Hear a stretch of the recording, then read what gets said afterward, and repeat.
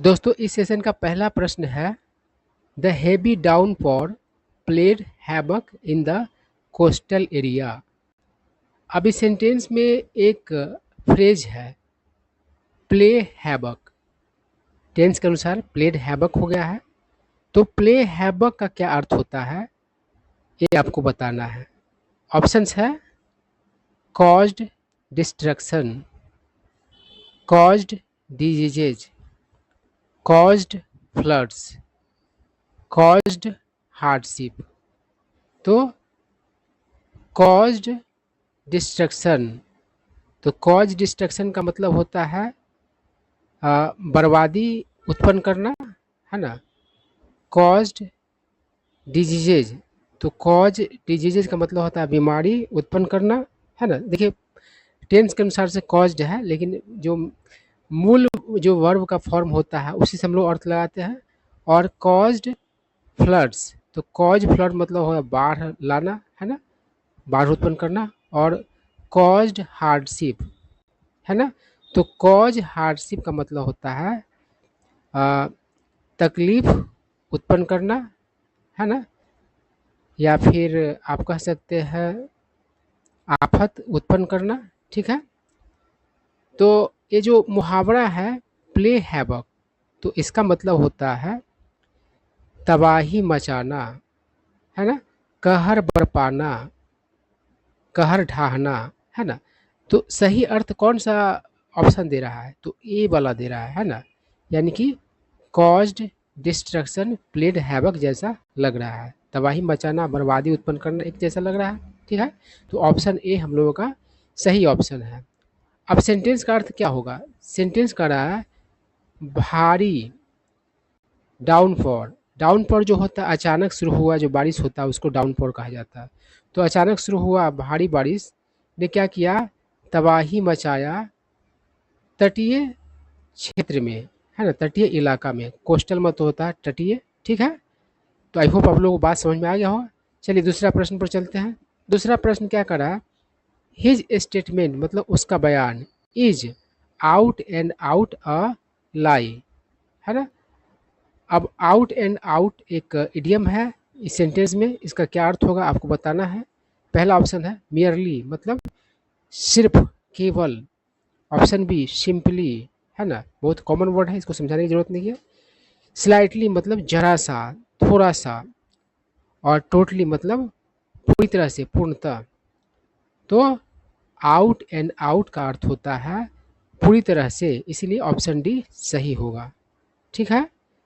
तो कह रहा है कि उसका बयान पूरी तरह से एक झूठ है।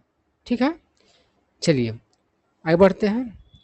कह रहा है द एफर्ट, एफर्ट मतलब कोशिश, टू ट्रेस, ट्रेस मतलब ढूंढना। कोई मतलब कि भाग फिर रहा होता है तो पुलिस उसको ट्रेस करती रहती है, उसे ढूंढती रहती है, खोजती रहती है ना। द कल्प्रिट मतलब गुनाहगार, was a wild goose chase. तो वाइल्ड गोस चेस एक फ्रेज है, इसका आपको मतलब कि अर्थ बताना है। तो पहला है जेन्यून एफर्ट। जेन्यून एफर्ट का मतलब होता है अ, वास्तविक कोशिश, है ना, मतलब असली कोशिश। दूसरा है आइडियल सीकिंग। अब देखिए सीख का बहुत सारा अर्थ होता है। तो सीख मतलब तलाशना भी होता है, मांगना भी होता है ना। तो आइडियल मतलब यहाँ पर है परफेक्ट, है ना। तो परफेक्ट मतलब कि तलाश। उसके बाद है फ्रूटफुल हंटिंग। देखिए हंटिंग मतलब शिकार भी होता है और हंटिंग मतलब खोजना भी होता है। कोई आदमी जॉब हंट कर रहा है तो जॉब तलाश रहा है तो तलाशी भी होगा। तो फ्रूटफुल मतलब कि ऐसा तलाशी जिसका फल मतलब कि प्राप्त हो, फलदायी खोज। उसके बाद क्या है, तो फ्यूटाइल सर्च यानी कि बेकार का, व्यर्थ का खोज, है ना। फ्यूटाइल मतलब व्यर्थ होता है। तो वाइल्ड गूस चेस का मतलब होता है व्यर्थ का खोज, है ना। तो ये ऑप्शन सही है डी। सेंटेंस का अर्थ क्या होगा, कह रहा है कि कोशिश ढूंढने का गुनाहगार को क्या था, तो एक बेकार का कोशिश था। ठीक है ना। चलिए अगला क्वेश्चन की तरफ बढ़ते हैं। अगला क्वेश्चन कर रहा है द फेलर ऑफ क्रॉप्स, देखिए फेलर ऑफ क्रॉप्स का मतलब होता है अन्न का नहीं उपजना, है ना। अन्न उपजेगा ही नहीं तो बर्बाद क्या होगा, आप ये नहीं कर सकते कि अन्न का बर्बादी, है ना। बाढ़ वगैरह से मतलब कि बर्बाद हो जाता है सुखाड़ वगैरह से, लेकिन उपजेगा ही नहीं तो बर्बादी किस बात का, है ना। तो कह रहा है द फेलर ऑफ क्रॉप्स, यानी कि फसल का नहीं उपजना इन सक्सेसिव ईयर्स। सक्सेसिव का मतलब होता है लगातार, तो लगातार वर्षों में पुट द फार्मर यानी किसान को डाल दिया इन अ टाइट कॉर्नर, है ना। तो इन अ टाइट कॉर्नर एक मुहावरा है, अब उसका अर्थ बताना है। चलिए, तो पहला कह रहा है इन अ क्लोज्ड रूम, इसका मतलब होता है क्या होगा, एक बंद कमरा में। उसके बाद क्या है, इन अ डिफ़िकल्ट सिचुएशन, मतलब एक मुश्किल परिस्थिति, मुश्किल हालात में। तीसरा है इन अ मेडो, मेडो मतलब होता है घास का मैदान, है ना। तो कह रहा है कि एक घास के मैदान में। चौथा है इन अ स्मॉल फील्ड, मतलब एक छोटा खेत में। तो क्या अर्थ होगा, इन अ टाइट कॉर्नर का अर्थ होता है इन अ डिफ़िकल्ट सिचुएशन, मतलब मुश्किल हालात में। तो कह रहा है कि लगातार वर्षों में फसल का नहीं होना किसान को डाल दिया मुश्किल हालात में, ठीक है। बी ऑप्शन हम लोगों का सही है। अब चलिए आगे बढ़ते हैं, क्या कर रहा है, the story does not hold water. तो नॉट होल्ड वाटर होता है ना, उसी से बन गया है does not hold water, tense के हिसाब से बदल जाता है। तो ऑप्शन पहला क्या है, डज नॉट डिजर्व एप्रिसिएशन। तो डिजर्व मतलब होता है लायक होना, हकदार होना। एप्रिसिएशन मतलब शाबाशी, वाहवाही। तो वाहवाही के लायक अ, नहीं होना, इस अर्थ निकल रहा है। उसके बाद क्या है, does not fulfil the requirement, मतलब ज़रूरत को पूरा नहीं करने का बात है इसमें।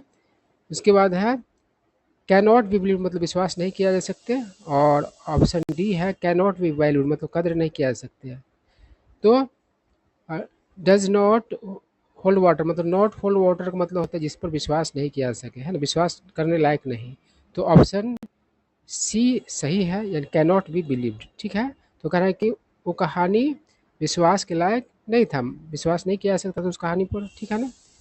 चलिए आगे बढ़ते हैं, कह रहा है राज कुड नॉट पे द बिल, राज बिल चुका नहीं सका।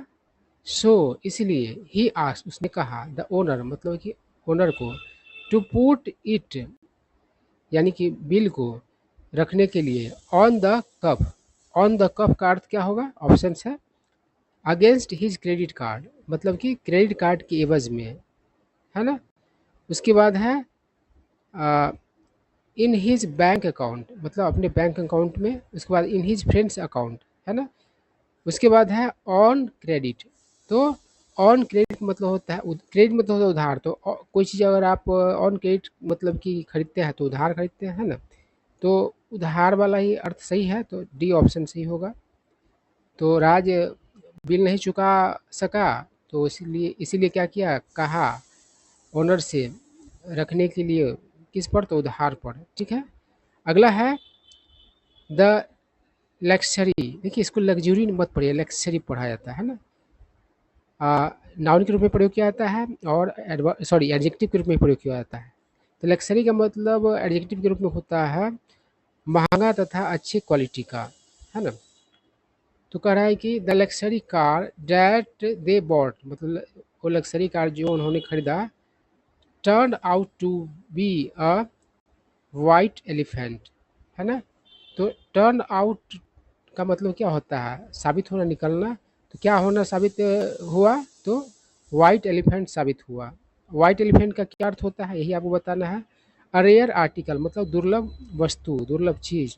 दूसरा है यूजफुल मोड ऑफ ट्रांसपोर्टेशन, यानी परिवहन का लाभदायक, है ना, फायदेमंद साधन। मोड ऑफ ट्रांसपोर्टेशन आप समझते हैं बहुत सारे होते हैं, है ना। तो यूजफुल मतलब उपयोगी भी होता है, लाभदायक भी होता है। अगला है कॉस्टली और ट्रेबलसम पजेशन, यानी कि महंगा या फिर तकलीफ दे जायदाद, संपत्ति, है ना। पजेशन जो भी आपके पास होता है वो आपका मतलब कि संपत्ति आप कहिए ऐसा, या फिर जायदाद कहिए, जो चीज़ कह लीजिए।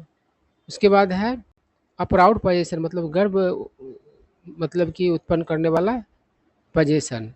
तो सही ऑप्शन क्या है हम लोगों का, तो वाइट एलिफेंट का मतलब होता है आपका हो जाएगा कॉस्टली और ट्रबलसम पोजीशन, है ना, ये महंगा या फिर तकलीफ दे पोजीशन, है ना, काम करना ही रहे और खर्चा ज़्यादा हो, इस तरह का चीज़ होता है तो उसको वाइट एलिफेंट कहा जाता है। चलिए, उसके बाद है if you are fair and square in your work you will definitely prosper. Prosper मतलब होता है फलना फूलना, है ना। ऑप्शंस है आपका, देखिए यहाँ पर इडियम कौन सा है, फेयर एंड स्क्वायर, है ना। फेयरली एंड स्क्वायरली का भी यूज किया जाता है, दोनों सही होता है। ऑप्शंस देखिए, एक्टिव मतलब सक्रिय, ऑप्शन बी है अथॉरिटेटिव मतलब होता है बॉसी, है ना, मतलब हुक्म देने वाला, आचरण वाला, मतलब जैसा जिस कोई आदमी अथॉरिटेटिव है तो वो हुक्म पास करता रहता है, आदेश देता रहता है, चाहता है कि लोग उसका पालन करें। उसके बाद है बिजनेस लाइक, उसके बाद है ऑनेस्ट मतलब ईमानदार, तो यही ऑप्शन सही है डी, है ना। फेयर एंड स्क्वायर मतलब होता है ऑनेस्ट। क्या कहता है, यदि आप हैं ऑनेस्ट ईमानदार अपने काम में, तो आप निश्चित तौर पर क्या करेंगे, तो फलेंगे फूलेंगे प्रॉस्पर करेंगे। ठीक है। अगला क्वेश्चन है टू हैव अ ग्रीन थम मीन्स, तो अंडरलाइन किया हुआ जो पार्ट है उसका आपको अर्थ बताना है। तो कह रहा है कि one's nail are painted green, मतलब किसी का नाखून, वन मतलब गिनती यहाँ पर नहीं, वन मतलब कोई भी किसी एक आदमी अनिश्चित व्यक्ति के बारे में प्रयोग किया जाता है ना। तो कह रहा है किसी का नाखून पेंट किया हुआ है हरा, उसके बाद क्या है, वन इज आर्टिस्टिक मतलब कोई कला प्रिय है। उसके बाद है one has a green tattoo on the thumb, मतलब किसी के अंगूठा पर मतलब कि हरा गोदना है, टैटू है ना। और उसके बाद है to have a natural interest in gardening, मतलब कि बागवानी में नेचुरल मतलब कि रुचि होना, है ना। यही ऑप्शन सही है। टू हैव अ ग्रीन थम का मतलब यही होता है, to have a natural interest in gardening. ठीक है। और इसका उच्चारण थम किया जाता है, थम्ब नहीं किया जाता, बी का उच्चारण नहीं होता है। ठीक है बात। तो आगे बढ़ते हैं। अगला है there is no love lost lost between of any two neighbouring countries in the world. Neighbouring मतलब पड़ोसी होता है। और आगे बढ़ते हैं, इसमें कुछ वर्ड ऐसा है नहीं जो आप नहीं मतलब कि जानते हैं। अब अंडरलाइन किया हुआ पार्ट का आपको अर्थ मतलब बताना है, कौन सा ऑप्शन मतलब व्यक्त करेगा। पहला ऑप्शन है फॉर्मिंग ए ग्रुप, मतलब कि समूह बनाना। ऑप्शन बी है हैव गुड अंडरस्टैंडिंग, मतलब कि अच्छा समझ होना। उसके बाद है अंडरस्टैंडिंग मतलब समझ भी होगा, समझदारी, है ना, दोनों होगा। तो क्या कह रहा है कि नॉट ऑन गुड टर्म्स मतलब कि अच्छा संबंध नहीं होना। और ऑप्शन डी है स्टॉप लविंग, मतलब प्यार करना बंद करना। तो यहाँ पर जो है नो लव लॉस्ट, इसका अर्थ होता है एक मतलब कि एक दूसरे को बिल्कुल ही पसंद नहीं करना। तो नॉट ऑन गुड टर्म्स मतलब अच्छा संबंध नहीं होना, यही ऑप्शन सी सही है ना। तो कह रहा है क्या कि मतलब कि संसार में दो पड़ोसी देशों के बीच मतलब कि अच्छे संबंध नहीं है। ठीक है। तो यही कुछ इडियम्स थे, फ्रेजेस थे जिन्हें हम लोगों ने डिस्कस किया। आई होप आप लोगों को कुछ नया सीखने को मिला होगा, है ना। तो बस आज के सेशन में इतना ही।